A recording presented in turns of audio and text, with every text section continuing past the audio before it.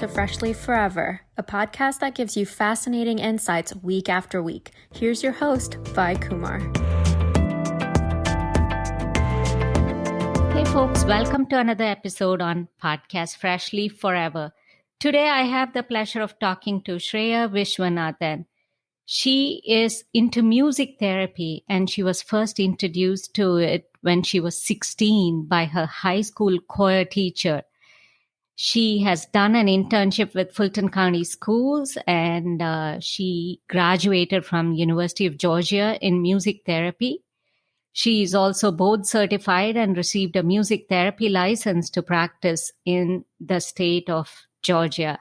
With great pleasure and joy, I welcome Shreya here to the show. Hey Shreya, how are you? Hi, so good to be here. Thank you so much for having me. I'm doing great. How are you? Oh yeah, I mean, it's so much fun, talking to people who specialize in fields that one wouldn't really think of. And music therapy, I guess, happens to be one. So how about we start with what exactly is music therapy and who can benefit from it? Sure. So, first of all, just thank you for having me here. And I love talking about music therapy because I love to talk people's ear off, and this is just the best opportunity. So thank you.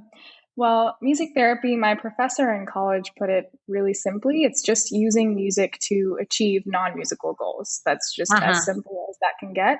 And the purpose of it is to better people's lives and give them a higher quality of functioning and just a better quality of life overall. And the other answer is just it's everyone. Everyone can benefit from it as long as they're seeking music therapy out as a source that they want to help them. Music therapy can be catered from the beginning of life all the way to end of life care in hospice. And so it's just, there's no population that is turned away if that person is seeking music therapy. Okay, fantastic.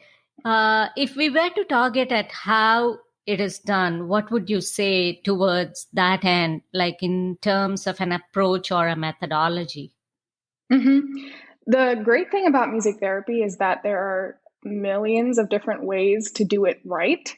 But on the flip side, there's ways to do it wrong too. Sure enough. There are right and wrong with anything. And I'm sure, getting it right is almost, super challenging, but getting it wrong is super easy.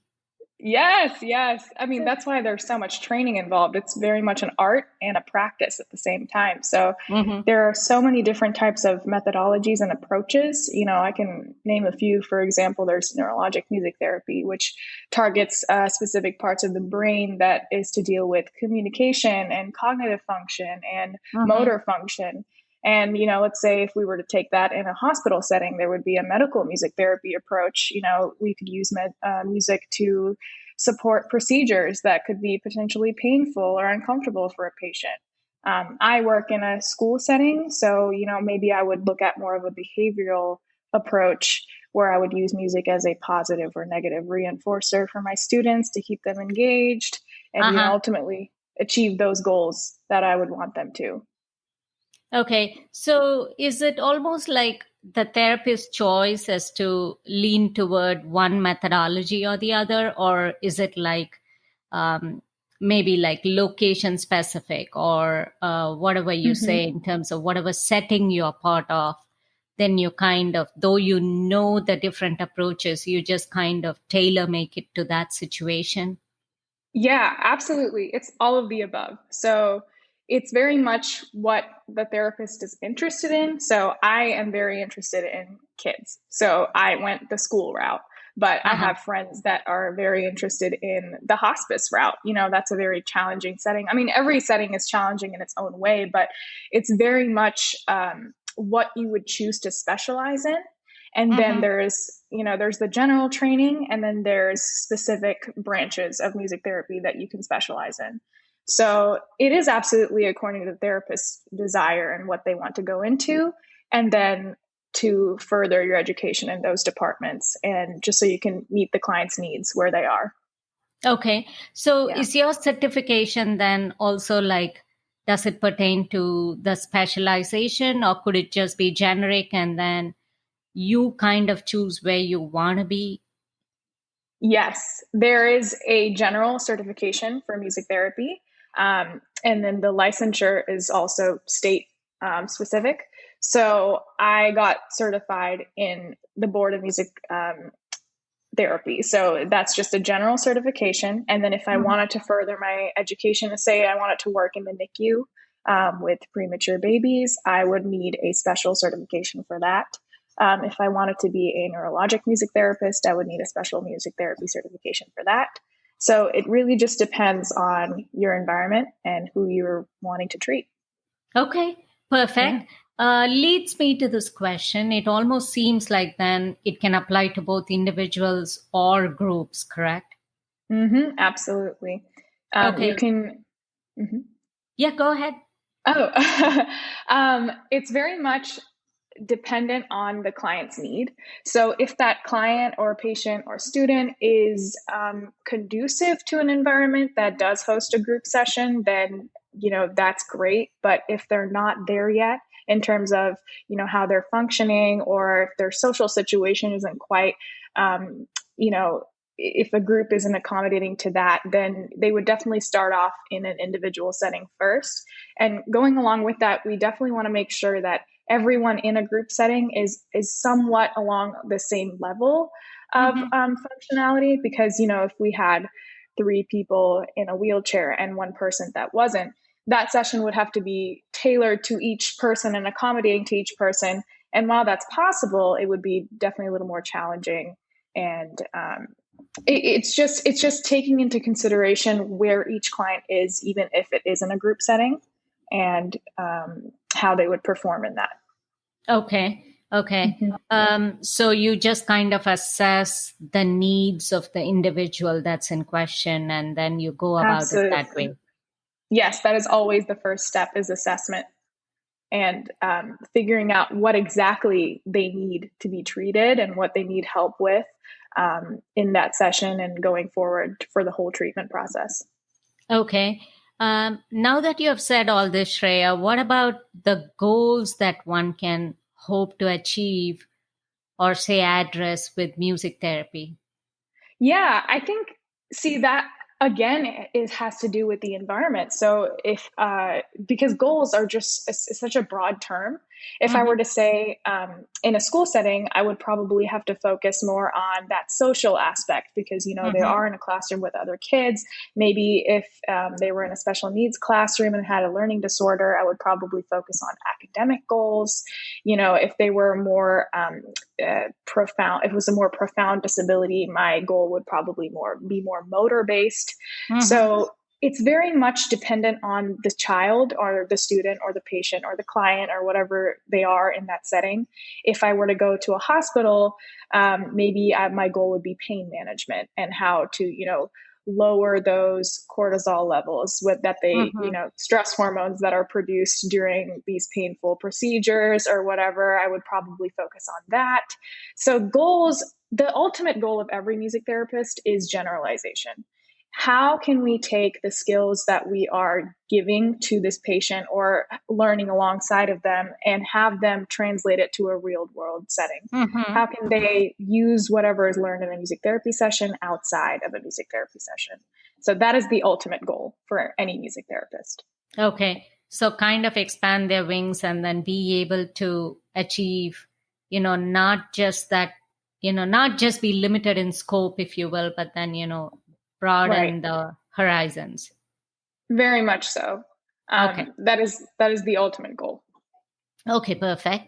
And so you touched upon wellness, like it can alleviate stress or pain. So does it also, help take care of, one's feelings, emotions, and then in the process, say, even with a setting like your students, maybe, enhance their communication skills and so on? Yes, very much so. So the feelings and, if a person with trauma in a behavioral health setting, that might be the main goal, is to process through their feelings and have more of that insight oriented therapy. That's actually, there's a separate approach that focuses on of that unconscious material that drives behavior, the psychodynamic music therapy approach. So it's such a vast array of approaches that can really help very singular types of symptoms and very singular types of disabilities. That's what I love about it, is that you can really just pick anything that a person may have some problems with that they want to address or work through, and music therapy is just going to be in the backseat there for you to help you through that. Okay. Yeah. So how did you get initiated into all this? And if we were to, look at your journey, and what about, historically, if you were to talk about music therapy, how far does this date back to? Well, there's evidence of music therapy like all the way in the 1800s. Whether it was a established profession at the time, that comes a lot later, more so in the 20th century.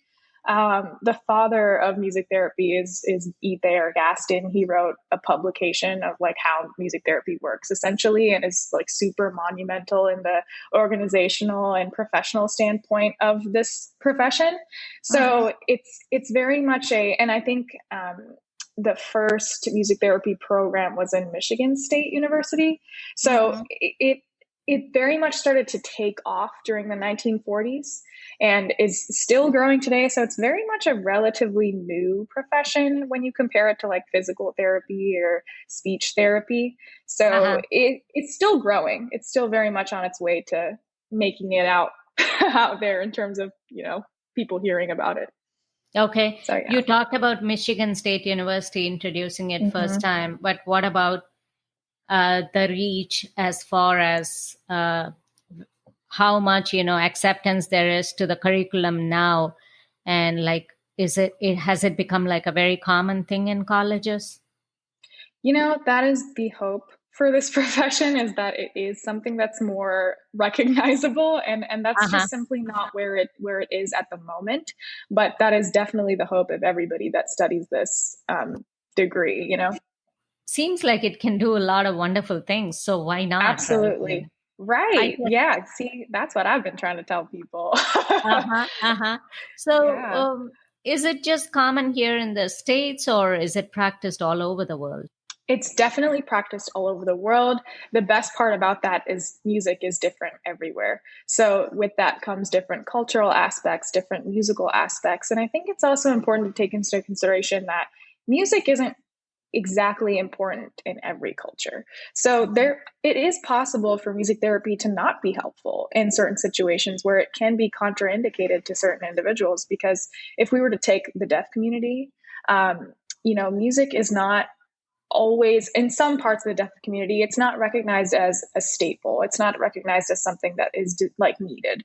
So for me to push music therapy to someone that doesn't want it would be wrong. But I think with that comes so many different kinds of approaches and perspectives on music therapy in different parts of the world. I know where I'm from and my family's from in Chennai, there is a music therapy school there that utilizes Indian classical music and maybe other forms of light music. I don't know a lot about that, but my goal is to I want to be educated in that realm as well one day. So that is a goal of mine in the future. But yes, absolutely, music is everywhere. Within the States, I think when it comes to colleges, I think there's only 70 schools or so approved by the national organization. 70, you said? 70 plus. It's a very small number. 70 to 75, I would say, schools that do implement music therapy. Hey, I'll take that over 7 or 10, So you're right. You know what? I should be more optimistic. Yes. I think if I just want to guide someone to look at, music therapy as a curriculum, if there's 70 or 75, that's still like a plethora of options out there. You're right. You're so right. And it seems like, along the length and breadth of the country, that's still like a great number. Yes. what about some targeted areas or population segments this is very useful in?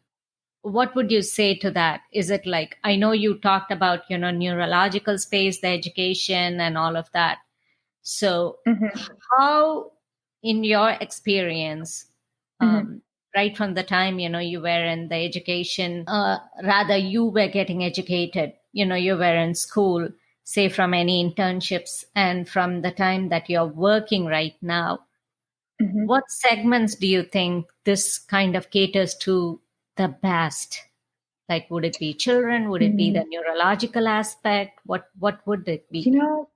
I think I'm going to cheat with my answer again and say every population truly can benefit. Like, there is no the best answer, because it really comes down to the music therapist and their relationship with whoever they're treating. So if is the best in that environment, then there's your answer, because I feel like if you truly care about music therapy and you're truly taking the time to be trained in this profession and trained and certified, and you've gone through so much education at that point and so much practice. In college, we have practicums where we're kind of basically thrown in head first, and they just kind of like do a session with real people. You do that when you're 20. So you start off in that, magical music therapy environment where you are introduced to so many different kinds of populations. I was placed in a hospital. I was placed in schools. I was placed in a behavioral health setting. So they just really want you to get a taste of every single population, because they want you to figure out what you love best and what you are most accommodated to treat. So, that is, I feel like the best population affected by music, or that can benefit from music therapy, is truly anybody that's seeking it out. Okay. So if you were to say how a typical session would look like, what would it be? And how different is it from someone, say, I just play some music and I listen to it on my own? So how the different genres come into play, and how is this session, say, even when you have to tailor make it to certain individuals after the assessment? How do you go about it, Shreya? I love that question. I feel like that question isn't asked often enough, because there are a lot of misconceptions about music therapy. But I can only tell you my perspective, since I practice the music therapy with my client. I would hope they're having an enjoyable experience. But from my side of the view, I feel like my first step in any music therapy session is to make sure that my client is comfortable and they feel safe, and it is a very non-invasive practice. So that's the best part about it, is that it's very non-threatening, just so that they're comfortable enough to be themselves. If it is an individual setting in a group, I would make sure that everybody feels that way. So that's my first step. And then the next step is to, if it was a first session in an individual setting, I would probably assess them, kind of just throw a bunch of activities at them once they've, gotten acclimated to their environment and touched all the instruments, or gotten used to me and gotten used to where they are, just to see what they gravitate towards, kind of figure out their preferred music and their preferred styles. If they're a student, what instrument are they grabbing, and what sounds and sensations do they enjoy the most? And then kind of see where their deficits are. What is difficult for them? Are they able to hold an instrument all the way around? If there's a grasp, are they able to hear certain parts of sound? Are they able to respond when I call their name? All those different elements. And then from there, I would devise a treatment plan with goals and objectives, and break it down further into very specific tasks. Suppose my student is needing to learn numbers 0 through 9, and maybe they're 12 and they have a significant developmental delay. That is a very, you want that basic element for them to have if they're not able to count numbers. Maybe I would devise an activity, with color-coded instruments, and sing a little song of 1, 2, 3, 4, 5, 6, 7, 8, 9. And then I would, touch the red one and see where that falls within that number scheme. Devising fun games using music would probably be my favorite way of addressing an academic goal in a music therapy session. If I wanted better eye contact, maybe I would have them pass a ball around between me and them, singing a song at the same time to keep them engaged. So it's very, and I would also have to keep in mind transitions between each activity. I can't have them getting bored. I need to assess if they're about to, suddenly throw something. Kids are so, they're so all over the place sometimes. So I feel like it's just, that's where all that training comes in. And that's why there are some things that music therapy is not. When you're simply listening to music on like a Saturday evening, that's more of entertainment. I'm not here to entertain. I'm here to help you achieve a goal, So that's my purpose. And that's why I took this profession on. And, several people can claim music therapy or music itself is therapeutic, and they would be right. But whether it's music therapy or not would be a different question. Okay. Yeah. Okay. So then how much of creativity does one need to have? It seems like there's a lot of on-the-fly stuff involved too, correct? Definitely. And improvisatory music therapy is another approach. That's like a Nordoff and Robbins approach. And those people are off the charts creative. I like to have a very structured session. I mean, it doesn't always work. Where I have pre-planned activities, where I do come up with a lot of my own interventions, and it does take a lot of creativity, and it can be, very demanding in that line of work, but I love it. That's why I love it so much. And, kids are so incredibly creative, and I kind of feed off of their ideas and their stories, and the stuff that comes out of their mouths are just sometimes so ridiculous, but it's so enjoyable to take that and run with it in a music therapy session, have them songwrite with me, and it's still able to address goals that, they don't even realize that we're doing work in there. It's so cool because they're so, they're looking at all these fun sensory things and they're touching everything, but what they're not realizing is that they're improving socially. They have now just built a relationship with a whole stranger who is me. So that's something that they may not have been able to do if we weren't in a music therapy session. Things like that, when they don't realize that work is being done, that's so cool to me, because they're half the battle is won right there, because you don't judge them, you don't grade them. And and it seems like you just kind of, when you say you feed off of their energy, sometimes you probably tweak your session to whatever happens in the moment, right? Definitely. I think improving and learning to find your inner child when you're working with a child is mandatory. I feel like if you're going to be super serious, and they're gonna notice, and their ability of comfort will decline. If they notice that you're being very hoity-toity and not focusing on them. You need to have that. Back in a moment with our guest on Freshly Forever.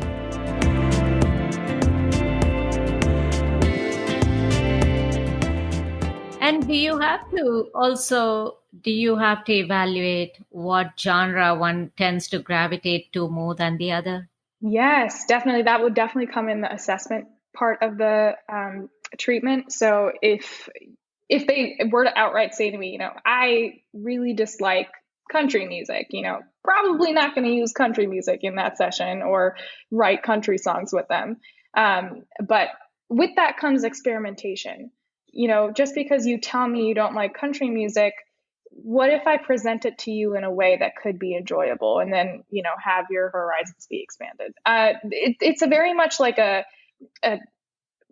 trial and error situation too. I feel like it is allowed. You are allowed to make mistakes in a session. It's impossible to have a perfect session every single day. And because that's just how you would learn your client or your student. It's just, you wouldn't know what not to do if you didn't do it, So I think they definitely will tell you what genres help. I feel like for little kids, a lot of rhythmic songs and very repetitive songs are the way to go. I love structured songs for that reason, with a very clear A-B form, just because they're easily adaptable, and they're also very easy to catch on to. Once a child can like start singing along to a very A form, B form song, their confidence grows, and they're like, I just learned a song, and it's just 2 lines, but that's growth. So it improves memory, it improves, task behavior. So lots of different goals in that one little song. What about duration of sessions? Like, is it, do you tend to structure it and keep it a certain time frame? And how often do you do? Yes, it has to be a very strict time structure, mostly because you don't want your student or your client to leave feeling like they're exhausted. You want them to feel quite the opposite. You want them to feel like, yes, I did it. I had a great day in music. So I think my director had a saying. She's like, your activities should be their age. So if you have a 2-year-old, you're doing like a 2-minute song. And if you have a 3-year-old, you're doing a 3-minute song. And then, so it's like and then within that, there's disabilities. So how long can this person be standing? How long can this person be sitting? How long can I demand a task from them? No, demand's a harsh word, but how long can I collaborate with them on this particular intervention so that they're responding in a way that's actually beneficial to them? I never want to hurt them, or I never want to have them be like super tired. Of course, those things are going to happen, but I just feel like knowing your client and knowing how long they're able to be sitting or standing or performing in that session is so incredibly important. Yeah. Okay. And you talked about misconceptions earlier. So what would you say are some common misconceptions about music therapy? I have quite a few pet peeves on this one. I feel like I've had some people come up to me before and say, hey, I have a headache. Can you sing it away? And I'm like, oh, God, that's not what this is. So it's just kind of like, there's that. There's certain things like calling it by the wrong name, like sound therapy or musical therapy. The credibility of this profession is so based in its name and based in what we do, that if I were to go up to a speech therapist and kind of told them that they were a talk therapist, then, that has a different meaning. So it's so important for us to be known as music therapists and this profession to be known as music therapy. So when it's called something that it's not, it immediately removes that credibility away from it. It's no longer a legitimate profession. There are people, that go into hospitals with guitars and volunteer to play music, and that's amazing and that's awesome. But that's not music therapy, because they're not going in with a list of goals that they're trying to treat. They're doing it for entertainment at that point. So there's a very strong line of what music therapy is and isn't, and it's such a fun thing that it's easy to blend those two and to kind of get it twisted, because listening to music is therapeutic, but is not music therapy, So it's just it's like a fine line of trying to explain that and trying to prove what you do. And there's also, it's hard because if people are not watching you do music therapy, it's hard to explain why that is music therapy or it isn't. So I guess I'm hearing that it involves activity in which your client participates. So it's a question of collaborative effort and making them participate. And in the process, like without even someone realizing, you're trying to make them reach their goals. Right. If that's a correct assessment of what music therapy is. Yes, it's purposeful participation. I would add to that. So like it's very... Oh, very well said. Very well said. Yeah. So it's very much like an evidence-based practice. So you want the kind of engagement that you would eventually, it would lead you to some kind of growth. So you want to be able to track that. Documentation is incredibly important in music therapy to assess where they are in the beginning, to achieve, or even before that, to get a baseline. and then assess where they are to create goals and objectives. And then throughout treatment, you are documenting every single session, every single thing that a patient is doing, that they are performing, that they're able to grow from, or things that they're not growing in, and see why that's not the case. And maybe collaborate with other professions such as speech, OT, PT. There's just the collaboration could be endless with different professions. And kind of, if you're in a team, kind of understanding why something isn't working and talking that out with another professional can be incredibly beneficial. So it's just kind of documenting every step of the way, what the music therapist has learned and what the client is doing. And then at the end, having that evaluation and seeing if they need more treatment or, what the next steps are. So that is music therapy. And so it can involve the client still playing an instrument. Yeah. Like we talked about the scenario of somebody going to a hospital and playing a guitar and just offering or volunteering to, do that. But then here, it can still involve your client being participative in that effort of doing something and, what shall I say, getting better at whatever their goals are, whatever your goals for them are. Yes. And participate in playing an instrument, but it's not necessarily that, they are just having someone do it for them and they're just watching. Yeah. It's engagement versus participation. It's goal reaching, it's engagement versus entertainment. And it's purposeful participation versus passive watching or passive listening. So it's a very active thing. It's very collaborational. So that's the cool part, is there's a therapeutic relationship involved that, kind of catapults the progress. I mean, it's a fine line, but it's still a very clear delineation of what it is and what it isn't. Very much yes. So. Yeah. Okay. Physiologically, how would you say it transforms a person? I think, their goals and objectives are there for a reason. So in any goal that you set, you would want to see your client succeed in that line. So physiologically, I would say if your goal is communication, or if your goal is, if I was dealing with a stroke patient and I implemented an activity like rhythmic auditory stimulation, which was basically using a metronome or a very steady beat song in order for them to improve gait. If that's something that they've lost in their stroke, I feel like that would be a very physiological improvement. Now they're able to be balanced. They're able to use both feet in a rhythmic way to walk and get their gait back, which they probably lost after their stroke.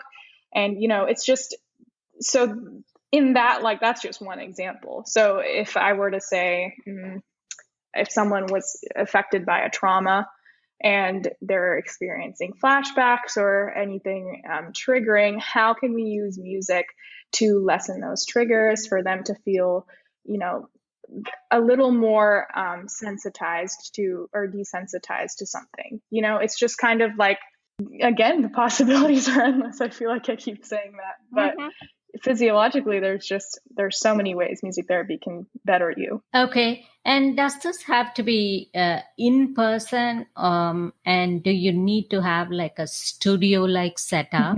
Or we all are living in a virtual world most of the time, except that we are kind of transitioning out now, perhaps. And that perhaps is, I think you need to give so much emphasis to that perhaps, because you never know with all the COVID variants and whatnot. Yes. So can this be done in a virtual setting? Yes. Or does this require like a studio-like setup and an in-person session? I think the human connection is so much more beneficial when you're able to be in the same space as someone. But COVID has really forced music therapy as a profession to just grow even in that department. Like the amount of creativity that I have seen music therapists use behind a camera to reach someone that was 40 miles away it's incredible. I think to engage someone that way, you can't make light of that either. It's just, it definitely COVID has definitely forced music therapy to become virtual in a sense and telehealth to grow in that way. But For me personally, there is nothing better than being in a little studio or a classroom with my kids, where I'm sitting, maybe 3 feet away from them, just engaging them in the most personal way possible. Because with kids and special needs and in that department, it's so difficult to have them sit without, help or parents or someone helping them behind the scenes. And I just think that kind of takes away some of the independence that we're trying to help them achieve. So for me personally, I love in person, but it's definitely not wrong to do it virtually. And it's definitely effective that way too.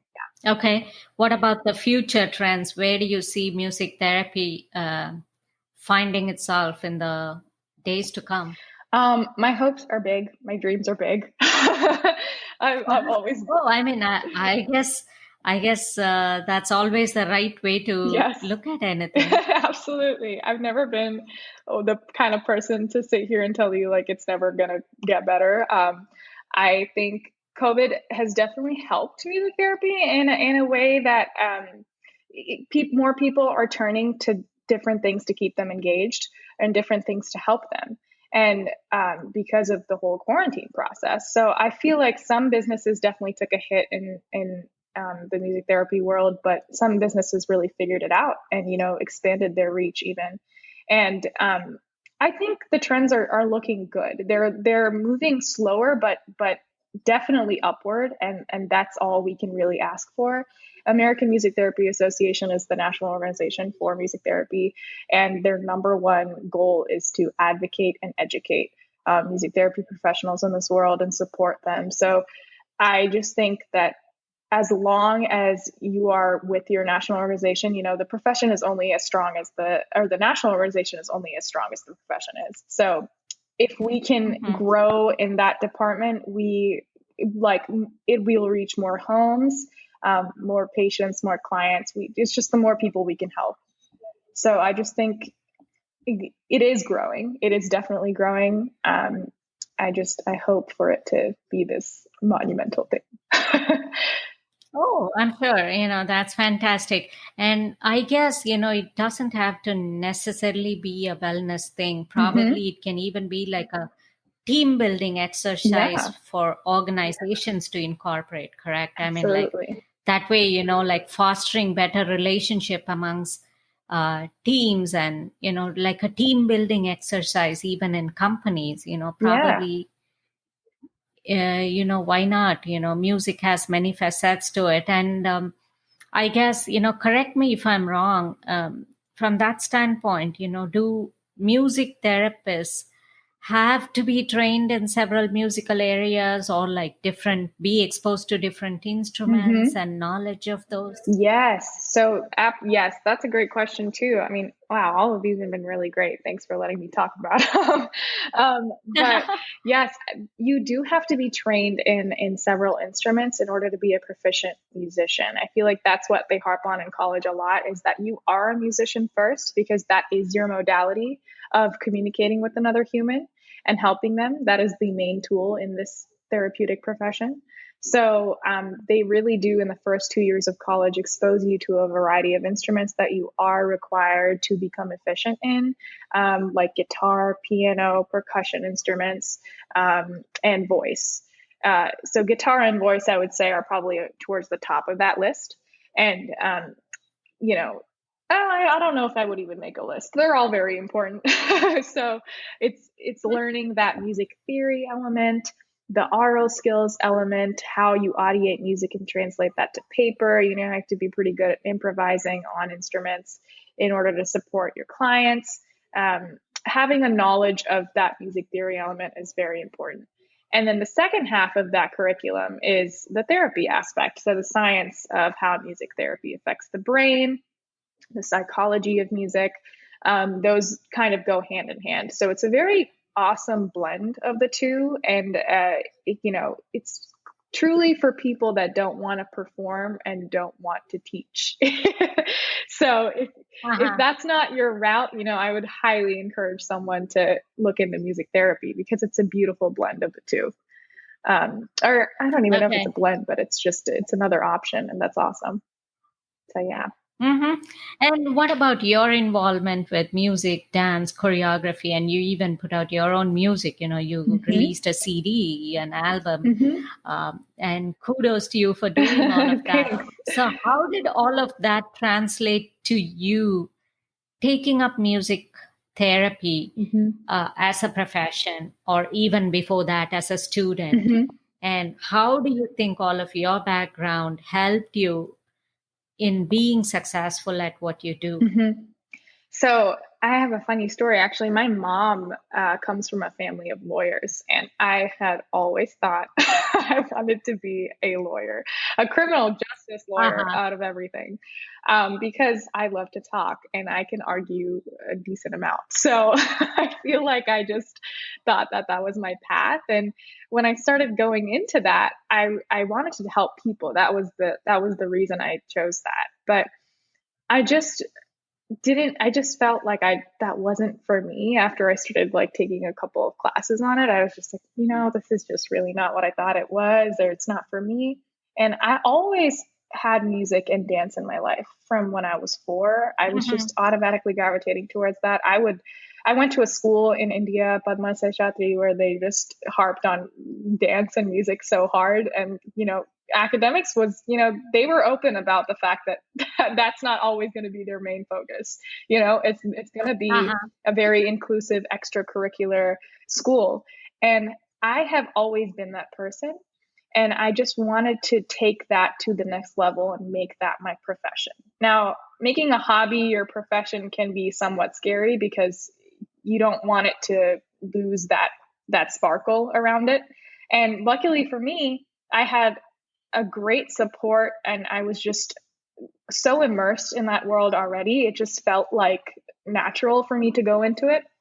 My choir teacher, when she first told me about it, like I said, I was 16, and she said, your personality and, your interests kind of align with this profession, music therapy. And when she said those two words together, I was like, oh my gosh, I don't even know what this is yet, but it's mine.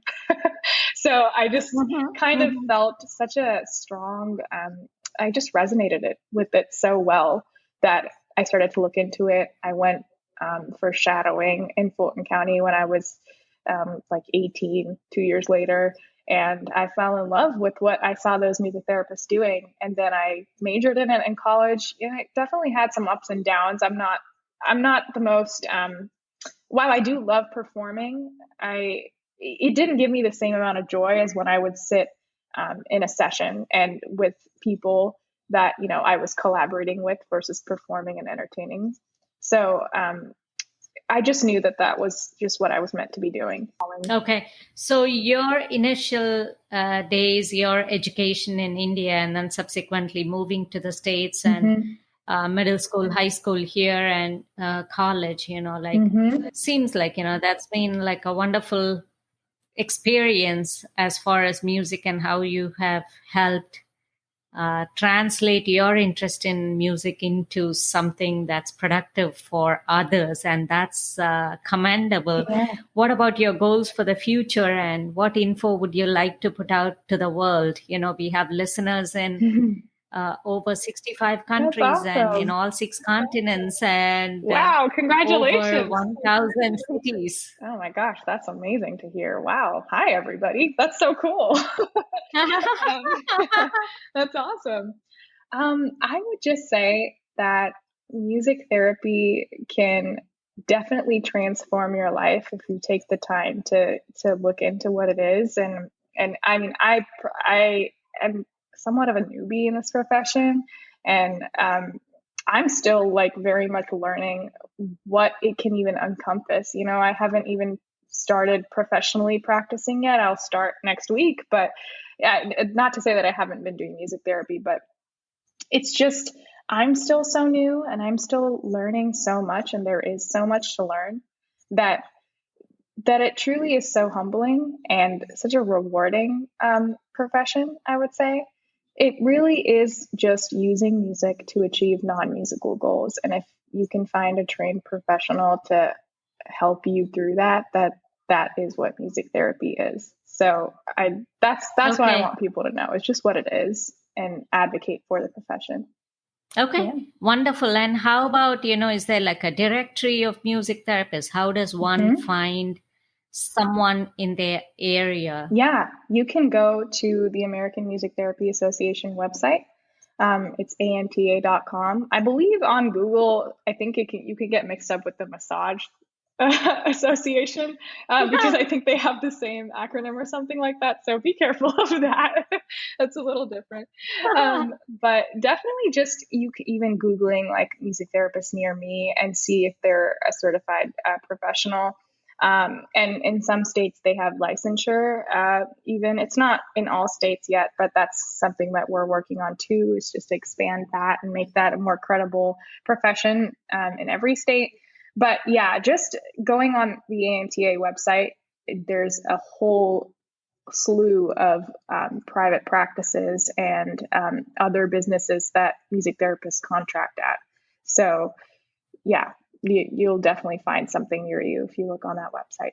Okay. Yeah. So look for the correct one. And that's the message, loud and clear. Yeah, you certainly don't want massage therapists playing music there for you and calling it therapy. You really want to go to a certified music therapist. Thanks so much, Shreya. Thank you so much. Such fun talking to you and having you on the show. And thank you so much. I think that was certainly some insightful information there about music therapy and music therapists worldwide. And listeners, keep following the podcast and keep enjoying the podcast. And I certainly will talk to another important and insightful guest again in the future and bring it out to you. Meanwhile, please follow me on Instagram at YP Kumar for all things digital media and lifestyle. See you back again soon. Until then, it's your host, Vai, saying so long.